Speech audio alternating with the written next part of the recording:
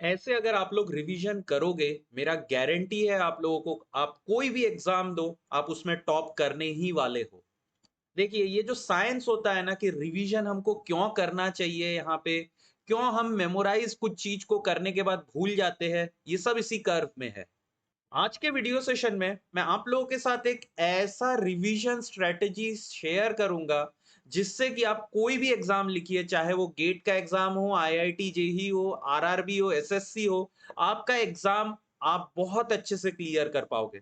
तो यहाँ पे ये एक ultimate revision video, revision strategy मैं आप लोग के साथ शेयर करूंगा, जिससे कि मैंने भी गेट में डबल डिजिट रैंक यहाँ पे स्कोर किया है। तो चलिए फिर वीडियो सेशन को स्टार्ट करता हूँ। वीडियो स्टार्ट करने से पहले मैं बोलूंगा, जरूर आप लोग लाइक बटन प्रेस कर दीजिएगा, अच्छा लगे तो शेयर जरूर कीजिए, और चैनल पे ऐसे ही और वीडियोस देखने के लिए चैनल सब्सक्राइब जरूर कीजिए। तो सबसे पहला क्वेश्चन हमारा है कि हमें रिवीजन करना क्यों होता है जब हम कोई एक नए सब्जेक्ट या नए टॉपिक को पढ़ते हैं। तो देखिए, इसमें साइंस ये बोलता है कि हमारा जो याददाश्त होता है, हम जो एक याददाश्त हमारे ब्रेन में है, उसको हम भूलना कैसे, एक कर्व होता है हमारे पास, एक फॉरगेटिंग कर्व होता है। तो ये कुछ लीनियरली हम नहीं भूलते हैं, हम एक्सपोनेंशियली विद टाइम कोई भी एक न्यू इंफॉर्मेशन जिसे हम ग्रास्प करते हैं, वो हम बहुत ही एक्सपोनेंशियली भूल जाते हैं। जैसे कि अगर आप ये वाले टेबल पे देखोगे, एक अगर मैं टॉपिक पढ़ता हूं, तो एक दिन बाद उसका मेरा नियर अबाउट 70% के आसपास रहता है। वही 7 दिन बाद मैं वो सेम टॉपिक को लेस देन 10% रिटेन कर पाता हूँ। तो ये एक बहुत ही बड़ा प्रॉब्लम होता है कि अगर मैं एक न्यू टॉपिक आज पढ़ा, उसको 8वें दिन तक मेरे को उसका सिर्फ 10 से 8% कंटेंट ही याद रहेगा, बाकी पूरा कंटेंट जो है मैं भूल जाने वाला हूँ। तो यहाँ पे एक छोटा सा एग्जांपल, जैसे कि ये एक इमेज आप लोग देख रहे हो, तो 120 मिनट बाद मेरे मेमोरी में ये इमेज कुछ इस प्रकार से रहेगा, 3 घंटे बाद कुछ इस टाइप से रहेगा, 3 दिन बाद ये इमेज देखने का मेरे दिमाग में कुछ ऐसे रहेगा, और 7 दिन बाद आप देख सकते हो कि ये पूरा जो है पिक्सलेट हो चुका है। ठीक है। तो इसी के साथ अब रिवीजन नेसेसरी क्यों है। तो जैसे हमने प्रीवियस कर्व में देखा कि अगर हम एक इंफॉर्मेशन को लेते हैं और उसको फिर हम रिवाइज ही नहीं करते, तो 7 दिन बाद हम लेस देन 10% उसको याद रख पाते हैं अपने मेमोरी में। वही अगर मैं स्पेस रिपीटिशन, मतलब एक दिन छोड़ के अगर मैं फिर से वही सेम कंटेंट को एक बार देखता हूं, तो आप देख सकते हो कि आफ्टर 5 डेज, है ना, after sorry, after 7 days of first time revising, first time revise मैंने यहां किया था, so after 7 days of one time revision you can see that I am able to retain more than 25%। अगर मैं उसको फिर से थर्ड डे में वही सेम चीज रिवाइज करता हूं, सो मोर देन 55 to 60% रिटेन हो रहा है। वही अगर मैं उसको सिक्स फिफ्थ डे में फिर से रिवाइज करूं, सो नियर अबाउट 80% तक मैं रिटेन कर पाऊंगा। और अगर मैं उसको 7वें दिन फिर से रिटेन करूं, तो मैं कंटेंट को जो है 90% के आसपास रिटेन कर सकता हूं। तो फिर आपका नेक्स्ट क्वेश्चन रहेगा कि हम फिर क्यों नहीं एक कोई भी सब्जेक्ट या एक टॉपिक को एक हफ्ते डेली या ऑल्टरनेटली रिवीजन करके उसको हम ब्रेन में रख लेते हैं। तो ऐसा बिल्कुल नहीं हो सकता है। क्यों मैं बोल दूं, फिर से आप जो है 7th डे में रिवाइज करके इसको अगर छोड़ देंगे 1 महीने 2 महीने, तो फिर से ये जो है आपका ऐसे ही नीचे चले जाएगा, आप फिर से भूलना स्टार्ट कर जाओगे। लेकिन ये है कि इस बार आप इतना जल्दी नहीं भूलोगे, थोड़ा धीरे धीरे भूलोगे, क्योंकि आपने उस कंसेप्ट को बार बार दोहराया है। ठीक है। तो इसीलिए ये एडवाइजेबल नहीं होता है कि आपने एक कंटेंट को, सपोज कीजिए आज पढ़ा एक सब्जेक्ट को, और उसको आप 7 दिन तक लगातार रिवीजन किए, फिर उसको आप 1 2 महीने तक भूल गए, तो फिर आप पूरे ही टॉपिक को भूलने ही वाले हो। तो इसके लिए एक साइंस बेस्ड टॉपिक है जो कि मैं आप लोगों के साथ आज शेयर करूंगा, जिसका मेथड है SQ3R या SQ RRR। ठीक है। तो ये SQ RRR में एस क्या है, तो यहां पे आप देख सकते हो एस जो है ये सर्वे होता है। सर्वे मतलब क्या, सपोज कीजिए मैंने आज एक टॉपिक को पढ़ा, अब नेक्स्ट टाइम जब मैं उसको रिवीजन करूंगा, ठीक है, या तो दूसरे दिन या तीसरे दिन, जैसे हमने अभी स्पेस रिपीटिशन की मैं बातें करूंगा वीडियो सेशन में आगे, जरूर बने रहिएगा आप लोग। यहां पे मैं बता रहा हूं कि आपको रिवीजन का टेक्निक क्या है, कैसे आपको रिवाइज करना है, उसके बारे में मैं बता रहा हूं। तो सबसे पहले आप सर्वे कीजिए, एक सब्जेक्ट आप जिसको रिवाइज करने के लिए उठाए हो, या एक टॉपिक जिसको आप पिक किए हो, उसको आप सर्वे कीजिए। सर्वे मतलब क्या, उसके सारे चैप्टर्स को आप स्कैन कर लीजिए। अगर एक सब्जेक्ट कंप्लीट लिए तो सारे चैप्टर्स को, हेडिंग, सब हेडिंग, टेबल, आपने अगर कोई शॉर्ट नोट्स बनाया है तो उसको भी आप पूरे तरीके से सर्वे कर लीजिए। और ये जो पूरा आपका होने वाला है, दिस विल बी विजुअल, आप देख के करोगे, हर चीज को देख देख के कि ये मेरा हेडिंग है, ये चैप्टर है, ठीक है, ये सब आपको देखना है बस। तो और ये देखने में नॉट मोर देन 2 आवर्स आपको लेना है। अगर बड़ा टॉपिक है तो 2 आवर्स, अगर छोटा है तो 1 घंटा, उससे ज्यादा नहीं। अब ये जो क्यू है, ये क्या है यहाँ पे फिर? तो क्यू है क्वेश्चन। अब आपको सिर्फ देखना नहीं है, आपको अब एक पेपर और पेन लेके बैठना है। तो आप अब क्या करोगे, हर एक जो टॉपिक, हर एक जो चैप्टर है, उससे आप 5 से 10 क्वेश्चन फ्रेम करोगे। 5 से 10 क्वेश्चन आप फ्रेम करोगे अपने आप, कि ये चैप्टर से मेरे को बेसिकली क्या सीखने मिलेगा, या इस चैप्टर से मुझे क्या कंसेप्ट मिलेगा, क्या कंसेप्ट मुझे यहां पे देखना है। ये सब क्वेश्चंस आप लिख के रखोगे, चैप्टर वाइज चैप्टर या टॉपिक वाइज टॉपिक। फिर उसके बाद यहाँ पे get your eyes on PYQs, यहाँ पे मैंने आईज बोला है, सॉल्व करने नहीं बोला है।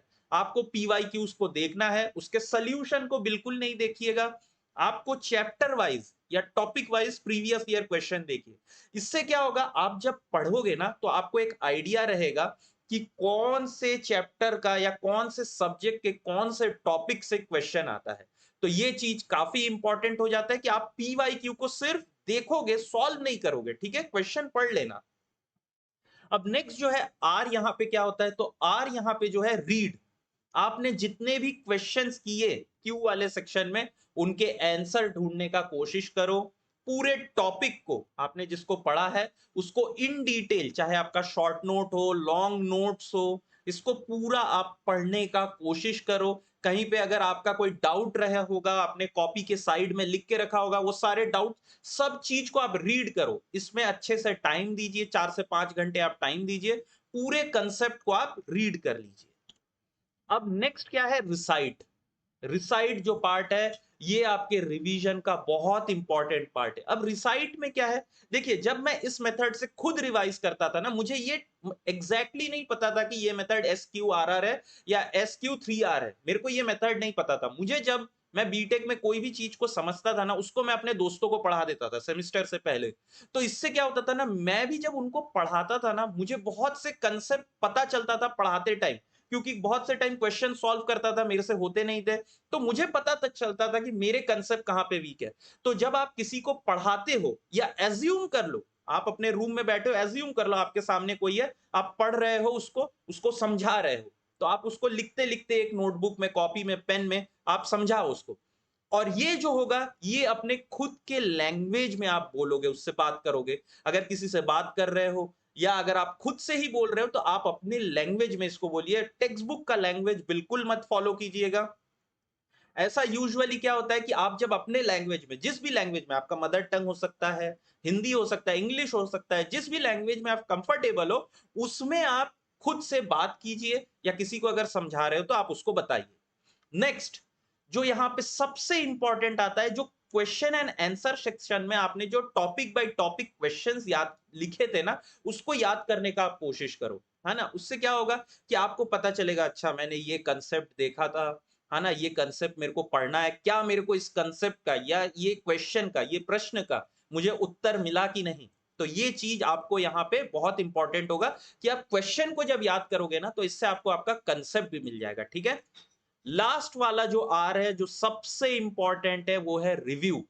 अब आपने पूरा रिवाइज कर लिया टॉपिक को, अब आपको पता चलना है कि ये टॉपिक जो था, यह सब्जेक्ट जो था, क्या ये मेरा स्ट्रांग था या वीक था। क्योंकि इसी से आप फिर देखोगे, आपका अगर स्ट्रांग है तो उसका रिवीजन का फ्रीक्वेंसी थोड़ा कम रहेगा, अगर वीक सब्जेक्ट है तो रिवीजन का फ्रीक्वेंसी आपका ज्यादा रहेगा। तो review is very important after your revision session. तो रिव्यू करना यहाँ पे बहुत इंपॉर्टेंट होगा। रिव्यू आप कैसे करोगे, आपको यहाँ पे पीवाईक्यूज को अब सॉल्व करना है, अब सॉल्व करना है, ध्यान रहे। अब आपको सॉल्व करना है, प्रैक्टिस प्रॉब्लम को सॉल्व करना है। साथ ही अगर कोई टेस्ट सीरीज आपके पास अवेलेबल है, वो टेस्ट सीरीज को आप लोग जरूर अप्लाई कीजिए। तो टेस्ट सीरीज यहाँ पे, अगर आप सब्जेक्ट पढ़े हो तो सब्जेक्ट वाइज टेस्ट सीरीज, अगर ओवरऑल आपने पूरा यहाँ पे जो है ओवरऑल आपने रिवीजन किया है, तो पूरा ओवरऑल टेस्ट सीरीज आप दोगे। तो अब यहाँ पे बात आ जाती है कि जो हमारा स्ट्रॉन्ग टॉपिक है या स्ट्रॉन्ग सब्जेक्ट है, उसको कितने बार रिवीजन करे, और जो वीक टॉपिक है उसको कितने बार रिवाइज करे।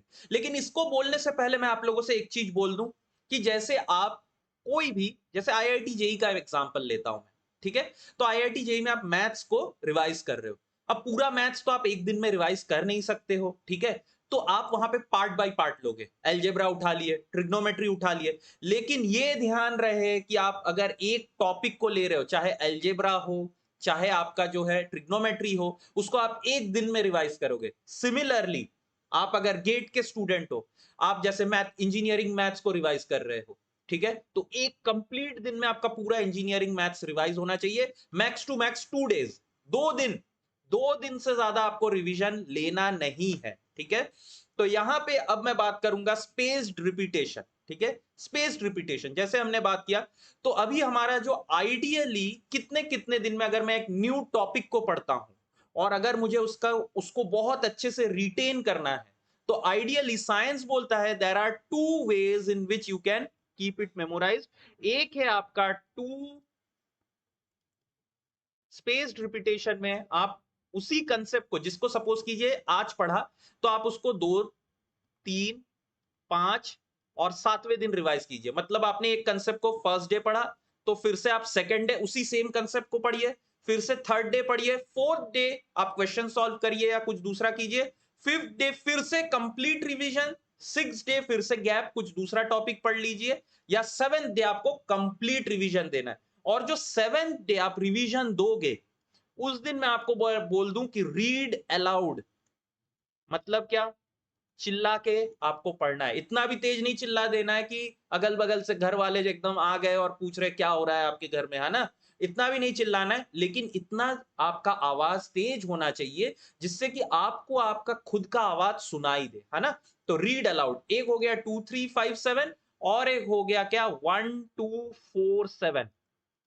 तो 2, 3, 5, 7 वाला जो है, ये मैं आप लोगों को बोलूंगा, अगर आपका स्ट्रॉन्ग सब्जेक्ट है तो उसको कर लीजिए, ठीक है? और अगर आपका वीक सब्जेक्ट है तो 1, 2, 4, 7। 1, 2, 4, 7 में क्या है, आप देख सकते हो, आपने एक कंसेप्ट को सपोज कीजिए मॉर्निंग में पढ़ा, आप फिर से उसको इवनिंग में रिवाइज कर रहे हो, फिर से आप सेकंड डे को रिवाइज कर रहे हो, थर्ड डे को गैप छोड़ के आप फोर्थ डे को, फिफ्थ और सिक्स डे को गैप छोड़ के फिर से सेवेंथ। तो यहाँ पे जो 2 दिन का गैप आता है ना, उसमें आपको चेक करने मिलेगा कि आप कितने अच्छे से कंसेप्ट को रिटेन कर पा रहे हो, ठीक है? So this is the science. मैं आपको क्या बोला, 2, 3, 5, 7 वाला आप स्ट्रॉन्ग सब्जेक्ट को देना, 1, 2, 4, 7 वाले आप अपने वीक सब्जेक्ट्स को देना, ठीक है? अब नेक्स्ट बात, अच्छा तो मैंने ऑलरेडी आप लोगों को ये स्पेस रिपीटिशन उसी स्लाइड में बता दिया, ठीक है?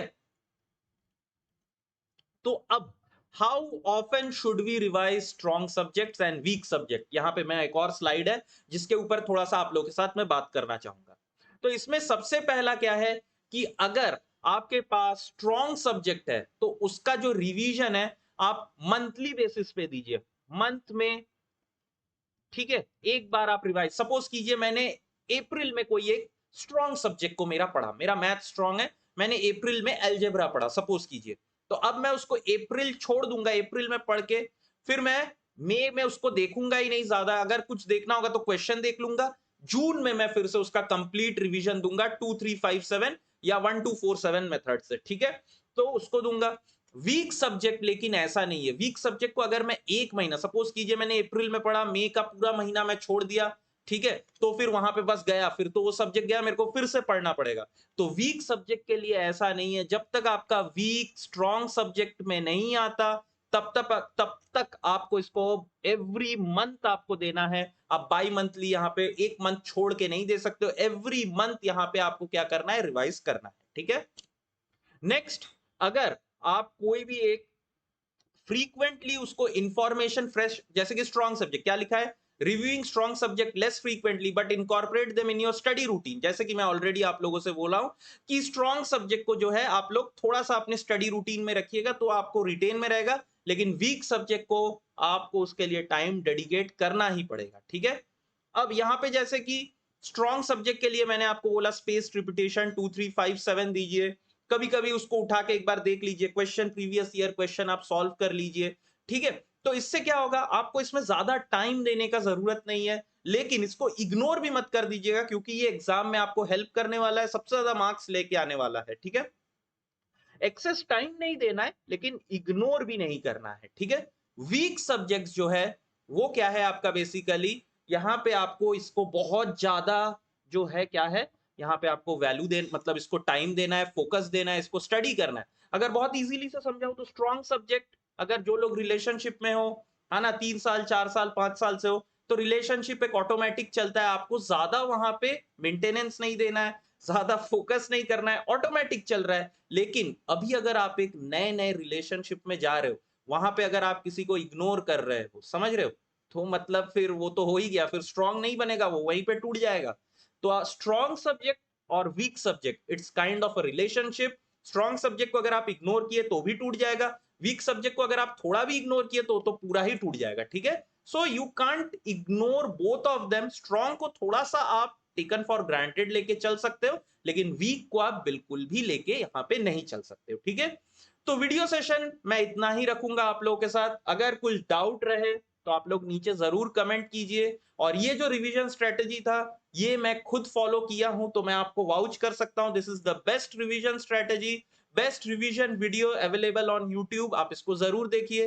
वीडियो अच्छा लगे तो जरूर लाइक एंड शेयर कीजिए। चैनल पे ऐसे ही और कंटेंट देखने के लिए जरूर सब्सक्राइब कीजिए, ठीक है। तो चलिए मिलते हैं अगले सेशन में। Thank you.